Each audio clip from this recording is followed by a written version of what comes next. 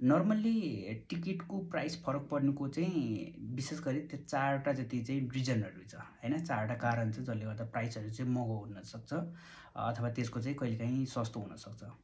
एउटा भनेको चाहिँ हामी कुन रुटबाट ट्राभल गरिरहेका छौँ भन्ने हुन्छ। तर जस्तै तपाईँ काठमाडौँबाट मलेसिया नै जाँदै हुनुहुन्छ भनेदेखि मलेसिया तपाईँ डाइरेक्ट गइराख्नु भएको छ कि अथवा तपाईँ कुनै ठाउँमा चाहिँ कनेक्सन लिएर ट्राभल गरिराख्नु भएको छ, इन्डाइरेक्टली ट्राभल गरिराख्नु भएको छ, त्यो कुराले पनि प्राइसहरू फरक पर्ने भयो। र अर्को तपाईँले प्राइसहरूमा फरक पर्नेको अर्को रिजन भनेको चाहिँ तपाईँ कुन एयरलाइन्सबाट ट्राभल गरिराख्नु भएको छ। जस्तै तपाईँ नेपाल एयरलाइन्सबाट ट्राभल गरिराख्नु भएको छ कि तपाईँ मालिन्दुबाट ट्राभल गर्नुभएको छ, हो त्यो कुराले पनि तपाईँको चाहिँ प्राइसहरूमा चाहिँ फरक पर्छ। रुटको कुरा सँगसँगै तपाईँको चाहिँ क्यारियर अथवा एयरलाइन्सको कुरा, कुन एयरलाइन्सबाट ट्राभल गरिराख्नु भएको छ त्यसले तपाईँलाई चाहिँ प्राइसहरूमा फरक पार्दो रहेछ।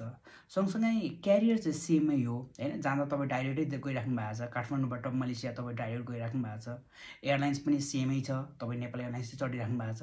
त्यहाँनिर तपाईँ मालिन्दु र मलेसियन एयरलाइन्स फरक पऱ्यो भने त प्राइस फरक पर्छ भन्ने त्यो बुझ्नु परिहाल्यो हैन। तर के रहेछ, एयरलाइन्स तपाईँ नेपाल एयरलाइन्सै गइराख्दाखेरि पनि प्राइसहरू चाहिँ फरक पर्न सक्छ। त्यो प्राइसहरू फरक पर्नुको अर्को रिजन हुनसक्छ क्लास अफ ट्राभल। तपाईँ कुन चाहिँ क्याबिन क्लासमा तपाईँ ट्राभल गरिराख्नु भएको छ। तपाईँ इकोनोमिक क्लासमा ट्राभल गर्नुभएको छ कि बिजनेस क्लासमा ट्राभल गर्नुभएको छ। र इकोनोमीभित्र पनि त्यहाँनिर धेरै बुकिङ कोडहरू हुन्छ जसले गर्दाखेरि चाहिँ इकोनोमिक क्लासभित्र पनि बस्न चाहिँ हामी इकोनोमिक क्याबिन क्लासभित्रै बसेका छौँ, तर त्यहाँ हामीसँग धेरै ले चाहिँ फरक प्राइस तिरिरहेको हुनसक्छ। कसैले 30,000 तिरिरहेको छ भने कसैले तपाईँले 80-90,000 त्यही इकोनोमिक क्लासमै बस्नको लागि पनि प्राइसहरू तिरेको हुनसक्छ।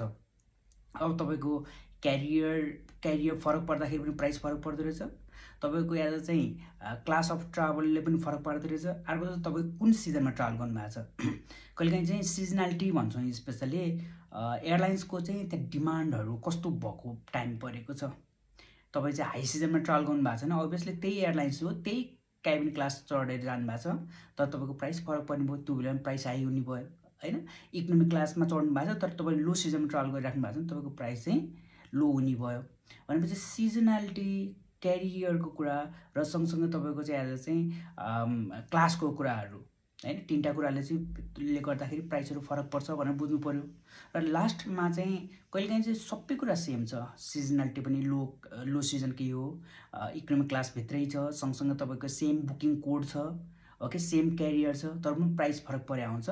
त्यसको अर्को रिजन चाहिँ तपाईँको डे अफ ट्राभल हुनसक्छ। जस्तै तपाईँ विकडेज र विकेन्ड भन्छौँ हामी। आज चाहिँ विकेन्ड नर्मली फ्राइडे